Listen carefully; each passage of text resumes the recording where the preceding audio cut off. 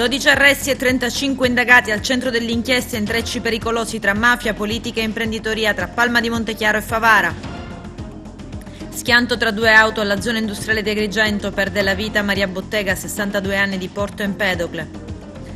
Dati record in Sicilia, il ministro Speranza spiega il nuovo DPCM, dilagano le proteste sui furbetti dei vaccini.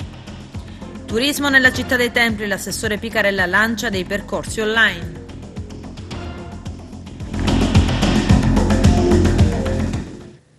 Bentrovati gentili telespettatori al nostro appuntamento con l'informazione. In apertura parliamo dell'operazione Oro Bianco, 12 arresti e 35 indagati al centro dell'inchiesta coordinata dalla Direzione Distrettuale Antimafia di Palermo, intrecci pericolosi tra mafia, imprenditoria e politica tra Palma di Montechiaro e Favara. Il nostro direttore Arturo Cantella. Si chiama Oro Bianco l'operazione portata avanti dai carabinieri di Agrigento, illustrata stamani nel corso di una conferenza stampa tenuta dal comandante provinciale, il colonnello Vittorio Stinco, e dal comandante del reparto operativo, tenente colonnello Luigi Di Santo. Alle prime luci dell'alba, i militari dell'Arma, sotto il coordinamento della Direzione Distrettuale Antimafia di Palermo, hanno avviato una massiccia operazione antimafia con l'impiego di oltre 200 unità dell'Arma, dello squadrone cacciatori, dei nuclei cinofori e di elicotteri, eseguendo 35 provvedimenti giudiziari, di cui 12 misure cautelari in carcere per il reato di associazione a delinquere di tipo mafioso, secondo l'articolo 416 bis. L'accusa per gli indagati è quella di essersi avvalsi della forza di intimidazione del vincolo associativo e delle condizioni di assoggettamento ed omertà che ne derivano per commettere gravi delitti, acquisire la gestione e il controllo di attività economiche, di concessioni e di autorizzazioni di appalti pubblici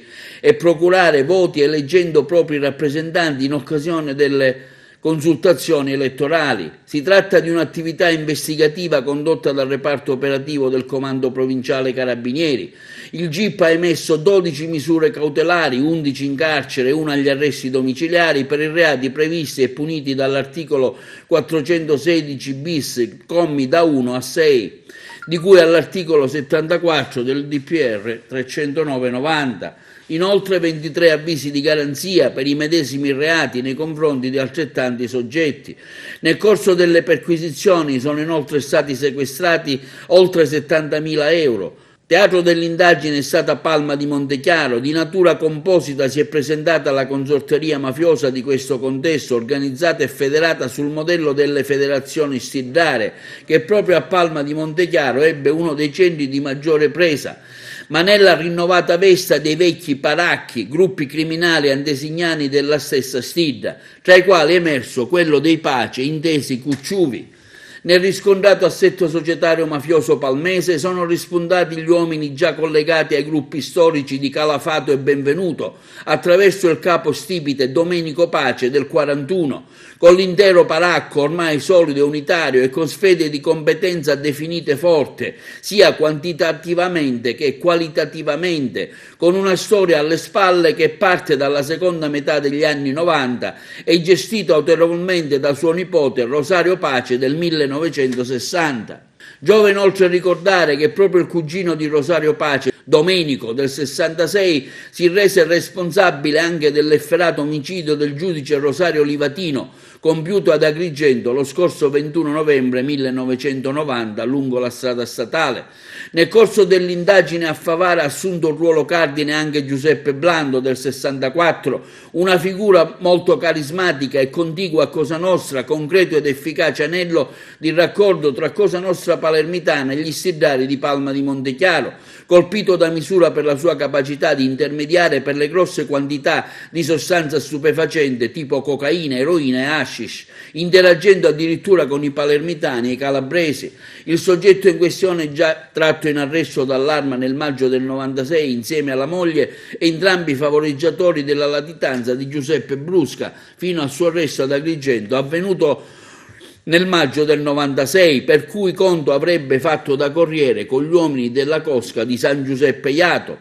L'organizzazione mafiosa dei Pace, oltre a trarre sostentamento dalla droga, si occupava di attività estorsive attraverso la messa a posto nei confronti di attività commerciali e imprese operanti a Palma di Montechiaro, un'ati edile di Favara per realizzazione del quartiere denominato Stazione Pizzillo di Palma di Montechiaro, con le intercettazioni che dicevano: vedi cosa devi fare, ora c'è la festa e festeggiamo tutti, gli vado a dare fuoco, gli puoi anche far cadere i denti, minacce agli appartenenti alla polizia municipale, l'arruolamento nelle fila del Paracco, levati di mezzo sbirro purrito, l'hai sciuppiato. Servizi funebri che venivano gestiti proprio da 2 appartenenti al sodalizio con il ruolo di soldati, obbligando anche le persone ad assegnare a 2 ditte diverse lo stesso funerale.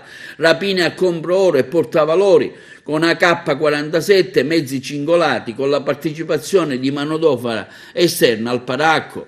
Inoltre avvenivano anche recuperi crediti, attività economicamente poco remunerativa ma che garantiva prestigio e riconoscenza dai parti dei consociati. Politica locale con il ruolo di capo decina del Paracco e dei QCV. È stato colpito nella misura Salvatore Mondalto, consigliere comunale in carica nel municipio di Palma di Montechiaro. Il 21 giugno 2017 la data dell'elezione, ottenendo 413 preferenze, occorsa proprio grazie all'apporto determinante degli altri membri del Paracco. Questi anche forte grazie al suo ruolo all'interno dell'Unicredit di Palma di Montechiaro, attraverso il quale agevolava l'incasso di assegni intestati al capogruppo Domenico Manganello, emessi da soggetti connessi al traffico di stupefacenti. Si ci interessava anche di politica regionale, offrendo sostegno elettorale a un inconsapevole onorevole eletto nell'Assemblea regionale siciliana, con l'aspettativa di ricevere favori. Assunzioni pubbliche a richieste di interessamento, del tipo: hanno telefonato per confermare nome e cognome, fammi arrivare il curriculum. Assistenza alle famiglie degli affiliati malati o detenuti, inclusi interessamenti per visite mediche attraverso la distribuzione di somme di denaro. Ulteriori dettagli sull'inchiesta raccontati dal colonnello Vittorio Stingo, comandante provinciale dell'Arma di Agrigento. Vediamo. Con l'operazione di questa mattina abbiamo colpito una joint venture di gruppi mafiosi agrigentini e palermitani che negli ultimi 2 anni hanno deciso di reinvestire i proventi delle attività estorsive nel traffico di sostanze stupefacenti. Ciò che colpisce in particolare, da un lato, il forte legame che unisce Cosa Nostra, Stidda e Endrine Calabresi, dall'altro il fatto che a questo gruppo criminale severamente, pesantemente colpito, appartengono personaggi noti, notissimi, le cui famiglie hanno fatto parte di coloro i quali hanno fiancheggiato la latitanza di Giovanni Brusca, poi arrestato proprio qui ad Agrigento, e hanno fatto parte dei killer del giudice Rosario Livatino, ammazzato brutalmente nel 90.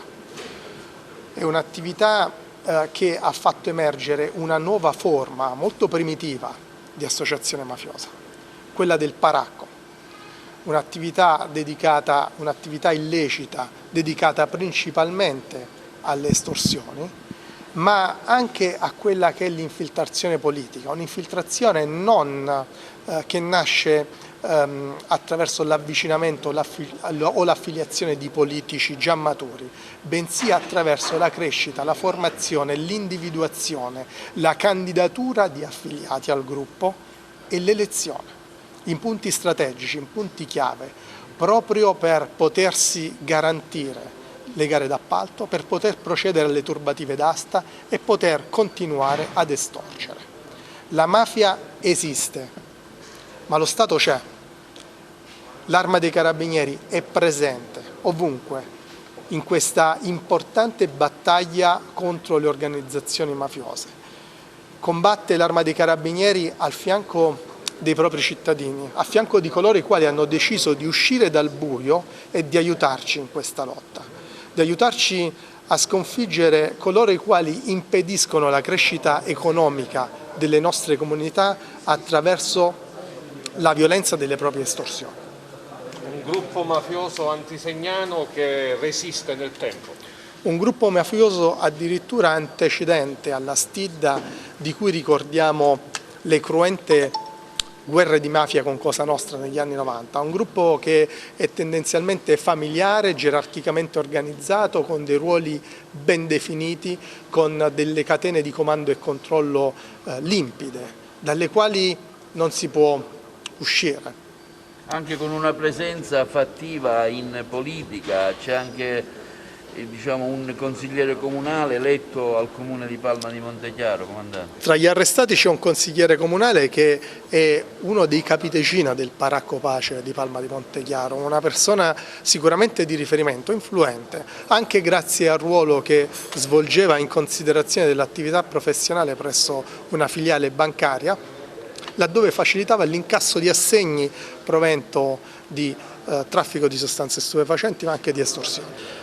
Paracco e Cosa Nostra comunicano attraverso uomini d'onore. Il Paracco non è soggetto a Cosa Nostra, ma allo stesso tempo ne rispetta gerarchicamente la presenza, è indipendente, ma prima di avviare un progetto criminale lo condivide con gli uomini d'onore di Cosa Nostra presenti nella provincia.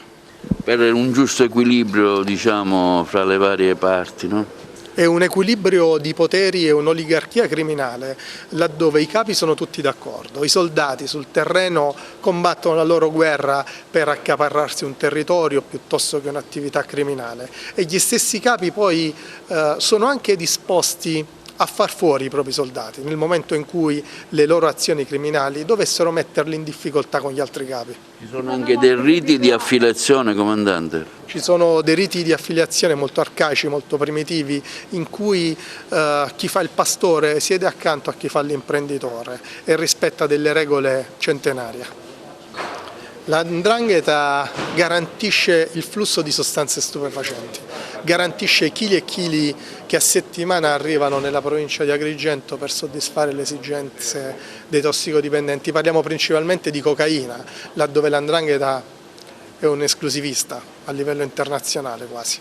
Quindi rapporti anche con Bagheria, San Giuseppe Jato, insomma i centri della mafia siciliana. Rapporti strettissimi con Cosa Nostra, con Bagheria che controlla il traffico in arrivo su Palermo e la consegna poi su Agrigento, ma anche con San Giuseppe Jato, laddove proprio Favaresi sono stati capaci di ospitare, di garantire la latitanza a Giovanni Brusca, anche da fare da comunicatori, da emissari. Famiglie che in qualche modo hanno un riferimento all'uccisione del giudice Livatino?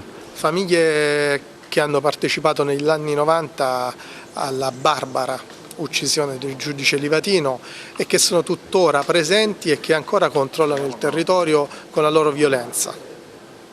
Una donna di 62 anni, Maria Bottega, è morta in un incidente stradale avvenuto nella zona industriale di Agrigento. La vittima di Porto Empedocle, impiegata da oltre 30 anni alla ditta dei rifiuti Seda, era al volante di una Citroen C1 che si è scontrata con un'Honda Civic guidata da un 41enne di San Giovanni Gemini, rimasto ferito in maniera più lieve. Dopo l'urto le due auto sono uscite fuori strada abbattendo un palo dell'illuminazione pubblica e un paletto della segnaletica stradale. I due feriti con le ambulanze sono stati trasportati al pronto soccorso dell'ospedale San Giovanni di Dio. La donna è morta in seguito ai traumi riportati. Sul posto per i rilievi sono intervenuti gli agenti della Polizia Municipale di Aragona. Coronavirus, record di nuovi casi in Sicilia ed il ministro della Salute Roberto Speranza è intervenuto alla Camera dei Deputati per illustrare le nuove misure contro l'epidemia Covid-19 in Italia. Lello Casesa. La Sicilia per numero di contagi è seconda soltanto al Veneto. Il bollettino ieri registrava 1913 infetti in più, 40 morti e 1551 ricoverati. Sono 137 nella sola città di Agrigento, un numero preoccupante che rischia ulteriormente di aumentare.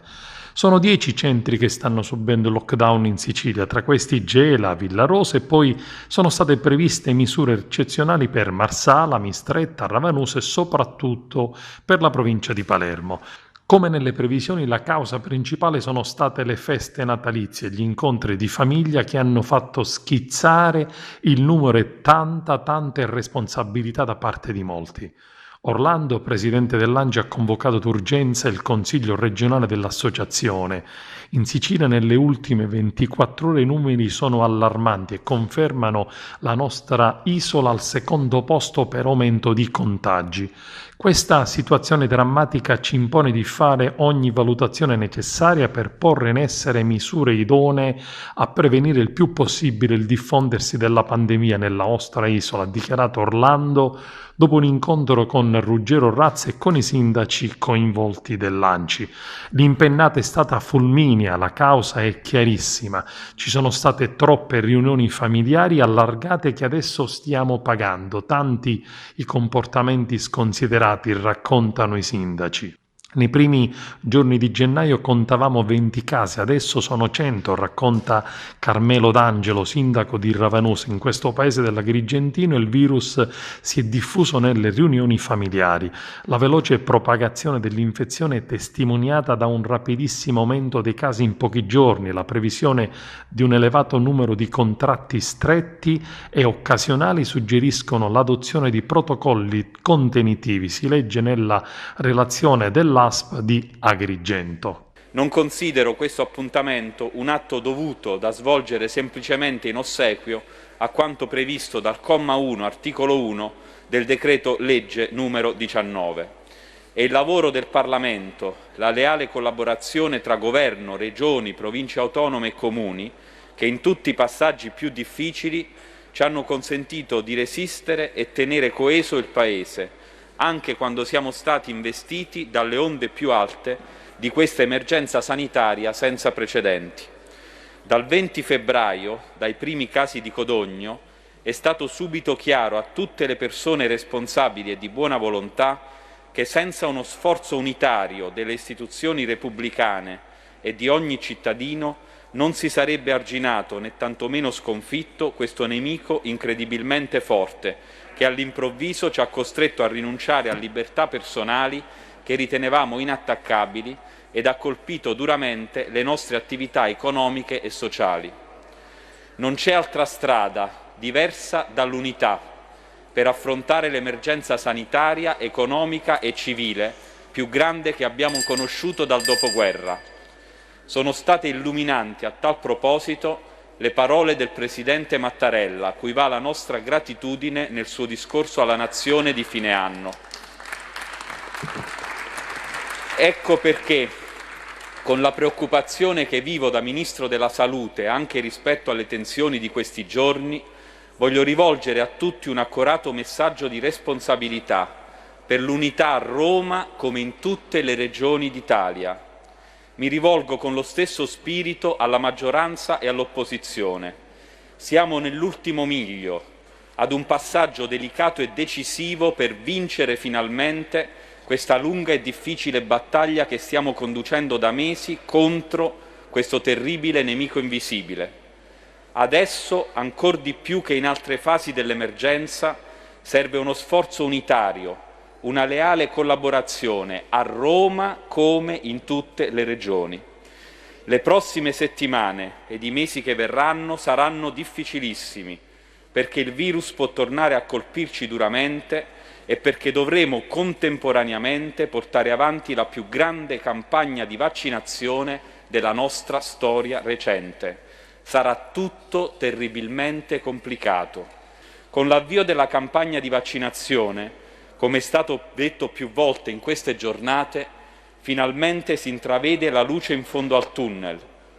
Adesso sappiamo con ragionevole fiducia che il Covid ha i mesi contati e che grazie ad uno sforzo senza precedenti della comunità scientifica, con i nuovi vaccini sconfiggeremo anche questo virus che ha colpito così duramente il nostro pianeta.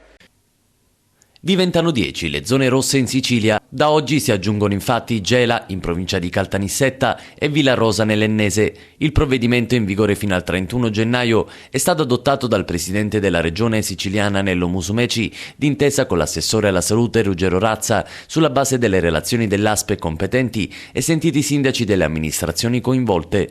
La diffusione del coronavirus nei due comuni rende necessarie nuove misure ai fini della tutela della salute pubblica.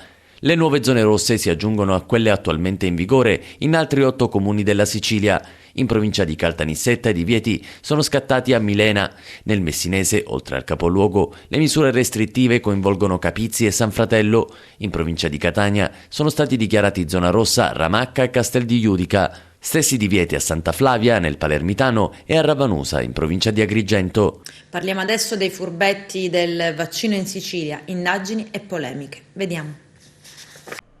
Anche questa volta siamo riusciti ad innalzare, ironicamente detto, il buon nome dell'Italia. 100.000 persone su un totale di 700.000 avrebbero ricevuto il vaccino contro il Covid-19 senza averne alcun diritto, perché non appartenenti a nessuna delle categorie che il protocollo ha indicato come più esposte al contagio per ragioni professionali o semplicemente più fragili sotto il profilo della vulnerabilità fisica. Furbetti? C'è chi preferisce chiamarli delinquenti. La notizia per nulla edificante appartiene alla serie delle esclusive delle quali il nostro paese farebbe volentieri a meno. Certo, se fosse così sarebbe un idillio, tutti in coda senza pretese, eppure la coda, un po' come accade alla posta, al supermercato, in banca, c'è chi preferisce saltarla. Nessun'altra nazione europea infatti si è spinta tanto fino a saltare la fila per avvantaggiarsi a scapito di coloro che avrebbero avuto bisogno e diritto.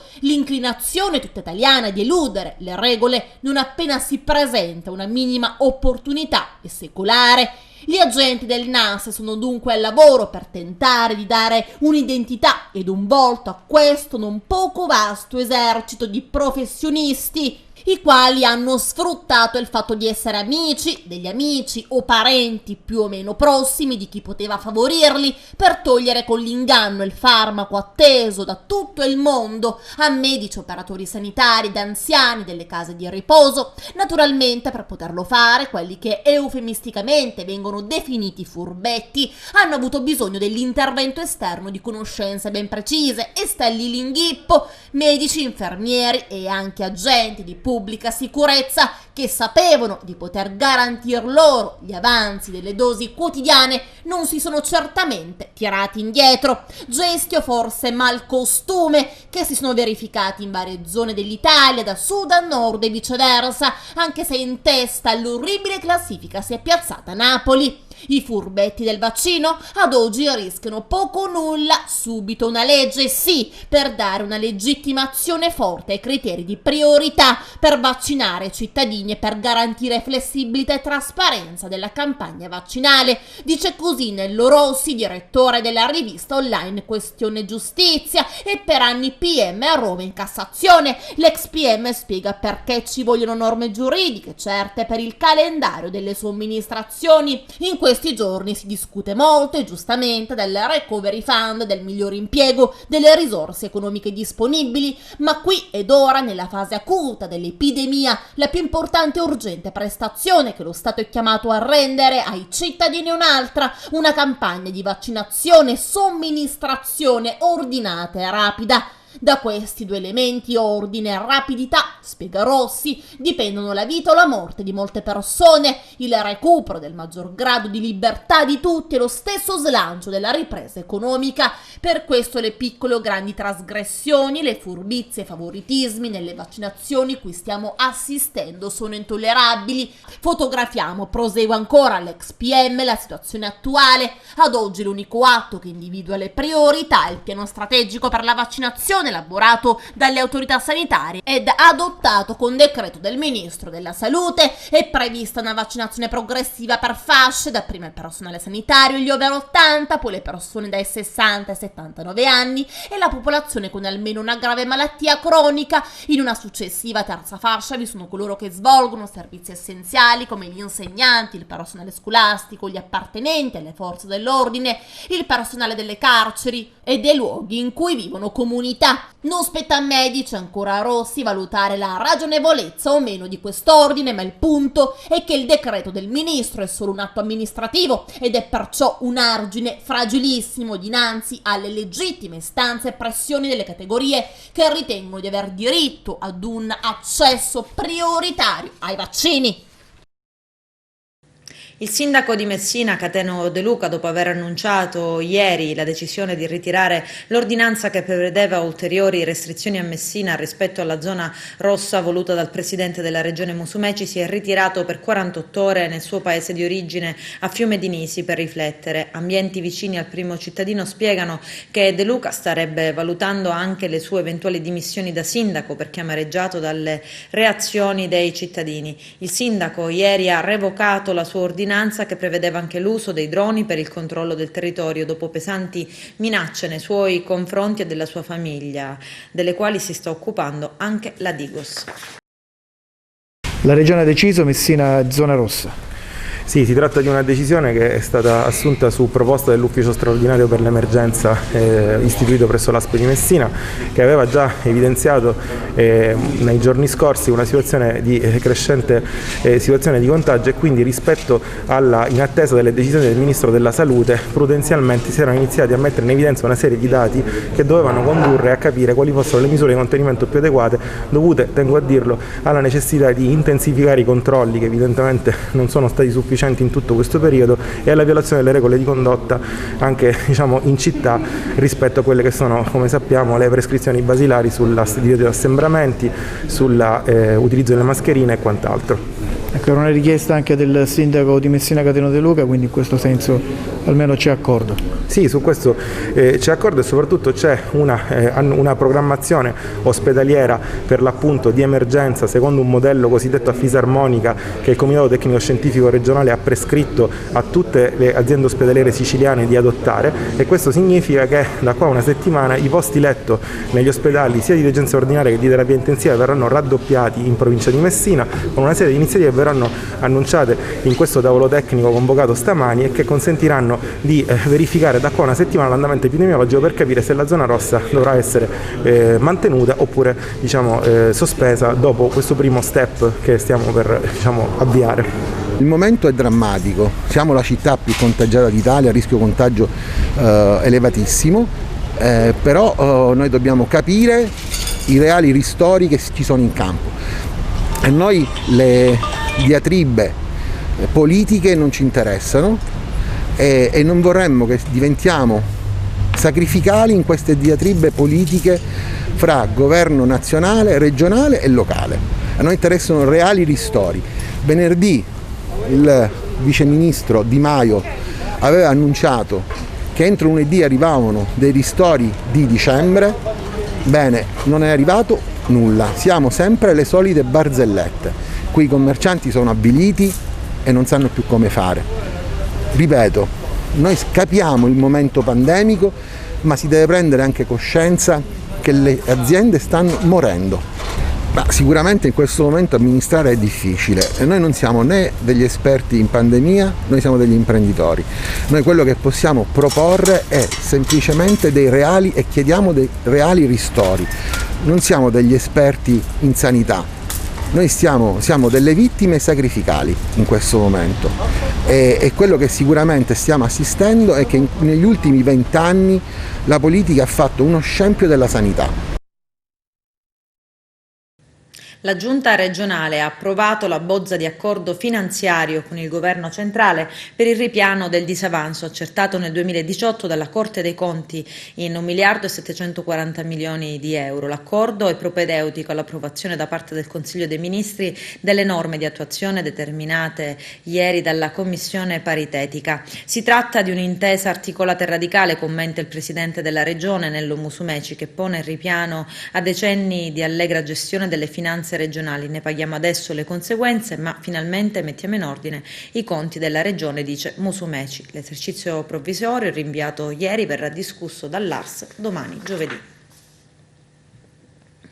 I poliziotti della squadra mobile di Agrigento, coordinati da Giovanni Minardi su ordine del Tribunale del Riesame di Palermo, hanno arrestato ai domiciliari un 72enne SS, queste le sue iniziali, di San Biagio Platani, pensionato, indagato di aver costretto una minore di anni 14 a compiere atti sessuali anche sotto minaccia tra il giugno del 2018 e il novembre 2019. Le indagini a riscontro della mobile sono state coordinate dal sostituto procuratore Giulia Amodeo della Procura della Repubblica presso il Tribunale dei minorenni di Palermo.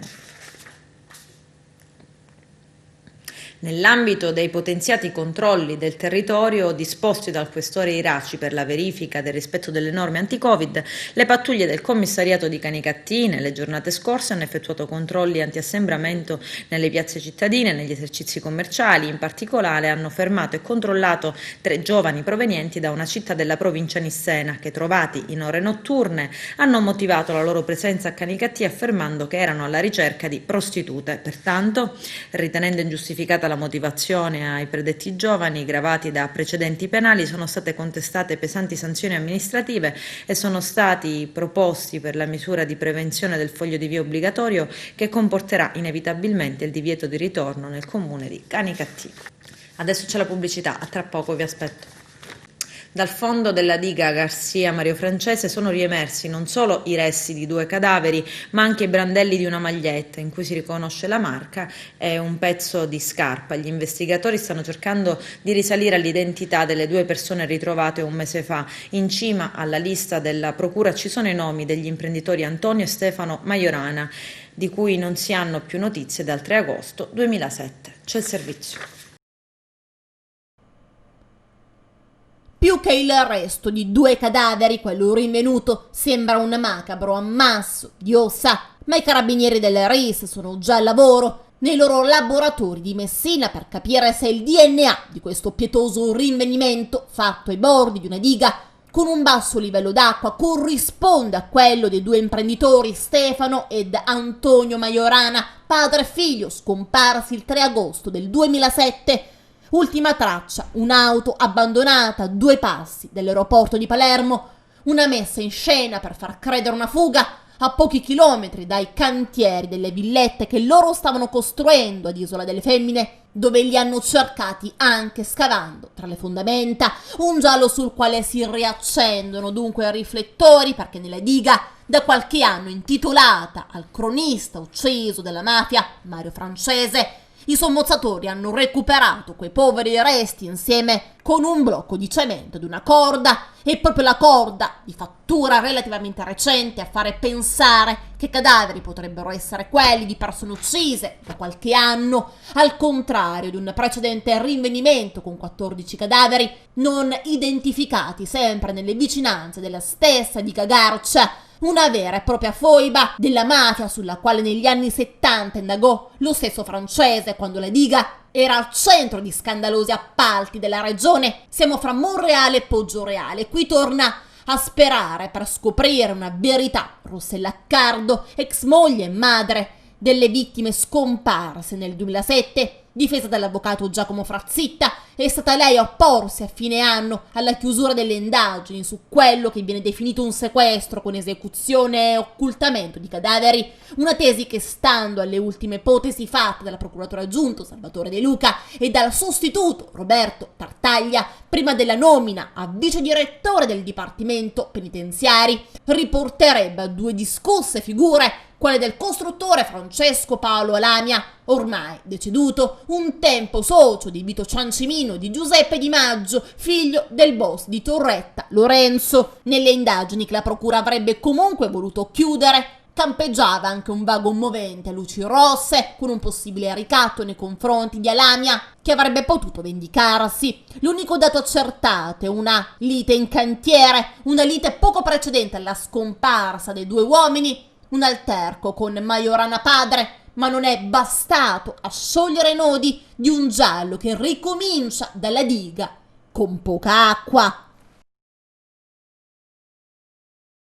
A Palermo, in Corte d'Assise d'Appello, il sostituto procuratore generale Sergio Barbiera, a conclusione della requisitoria, ha chiesto la conferma della condanna all'ergastolo a carico di Orazio Rosario Cavallaro, 61 anni, di Ravanusa, arrestato il 2 ottobre del 2018 perché è ritenuto il responsabile dell'omicidio di Angelo Carità, 61 anni, di Licato, ucciso 6 mesi prima, il giorno di Pasquetta, 2 aprile 2018. Angelo Carità, a sua volta, nel febbraio 2017 è stato condannato dalla Corte d'Assise d'Agrigento all'ergastolo per l'omicidio di Giovanni Brunetto, 60 anni, di Licata, e poi è stato libero per decorrenza dei termini. La sentenza è attesa l'11 febbraio.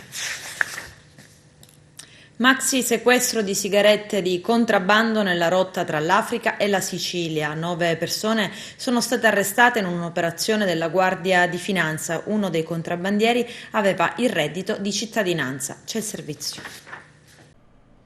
Militari della Guardia di Finanza di Palermo e della componente aeronavale del corpo hanno portato a termine una rilevante operazione di servizio che si è conclusa con l'arresto di 9 soggetti in tutto, italiani, tunisini, libici ed egiziani, nonché il sequestro di 2 imbarcazioni, 2,2 tonnellate di tabacchi lavorati esteri di contrabbando provenienti dal Nord Africa e 60.000 euro in contanti. L'intervento ha interessato il tratto di mare che lambisce le coste del Trapanese. Nella serata dello scorso venerdì un elicottero del comando operativo aeronavale rilevava e documentava la rotta di un peschereccio di circa 20 metri al largo di Lampedusa che si dirigeva verso Mazzara del Vallo nel Trapanese. Era così possibile avvistare un secondo natante poco più piccolo che, nonostante le condizioni di meteo avverse, era diretto in maniera sospetta verso il peschereccio. La nave madre stazionava ai limiti delle acque territoriali dove aspettava il motoscafo proveniente dalla costa per il trasbordo illecito. Uno dei 3 cittadini italiani è risultato percepire da marzo 2020 il reddito di cittadinanza per un ammontare di 900 euro mensili. Le oltre 2 tonnellate di sigarette sequestrate avrebbero fruttato all'organizzazione criminale introiti per circa 300.000 euro. Proclamato lo stato di agitazione del personale della casa circondariale di Agrigento, le organizzazioni sindacali della polizia penitenziaria, a seguito di un incontro con la parte pubblica, ovvero il direttore dell'istituto penitenziario, hanno deciso di proclamare lo stato di agitazione, interrompendo le relazioni sindacali con il direttore e fissando per la data del 20 gennaio prossimo un sit-in di protesta. Turismo ad Agrigento, l'assessore comunale a ramo Francesco Picarella lancia dei percorsi online. I dettagli con il nostro direttore Arturo Cantella. Siamo con l'assessore Francesco Picarella, al via questa nuova iniziativa tendente a valorizzare il centro storico dal nome Destinazione Girgenti. Ecco, come si articolerà la stessa? Ma intanto la pandemia non ferma sicuramente la voglia di viaggiare dei nostri potenziali turisti, quindi in un momento così delicato, in un momento così importante è il momento di programmare la destinazione Agrigento e quindi proporci nel momento stesso in cui riprenderà il flusso turistico, proporci ai mercati nel miglior modo possibile. Destinazione Agrigento di fatto è un contenitore che sarà condiviso anche con altri soggetti e con i soggetti economici del territorio, con i soggetti culturali del territorio per poter dare la possibilità di creare dei percorsi turistici all'interno del centro storico di Agrigento, valorizzandone le grandi caratteristiche culturali e monumentali che appunto il nostro centro storico ha, anche con la creazione di momenti culturali e di svago nelle piazze e nei cortili di Agrigento. Ci sarà un'interlocuzione anche telematica con delle stanze virtuali dove sarà l'obiettivo quello di far conoscere le nostre bellezze e di parlare anche con gli operatori del settore? Assolutamente sì, è il momento di mettere in pratica quella famosa parola che noi sempre diciamo ma che mai si è svolta, cioè la rete. Questo progetto è una base che è aperta, è un progetto aperto dove tutti i soggetti interessati, tutti gli attori economici, culturali della città di Agrigento possono dire la propria e quindi modulare anche questo progetto secondo le dinamiche appunto della destinazione stessa, dove ci sono dei soggetti, dei portatori di interesse che naturalmente svolgono un ruolo importante non soltanto sociale ma anche economico e che quindi da loro devono anche partire quei suggerimenti per migliorare la progettazione. Quindi fattivamente chi vuole partecipare all'iniziativa cosa deve fare, Assessore? Dovrà semplicemente mandare una mail all'indirizzo turismo@comune.agrigento.it e chiedere di partecipare agli incontri. Gli verrà inviato un link per potersi collegare e poi nel momento stesso in cui ci saranno questi incontri saranno invitati appunto per prendere parola. Con questo è tutto, termina qui l'edizione del telegiornale. Grazie per la gentile attenzione e per essere stati con noi. A presto.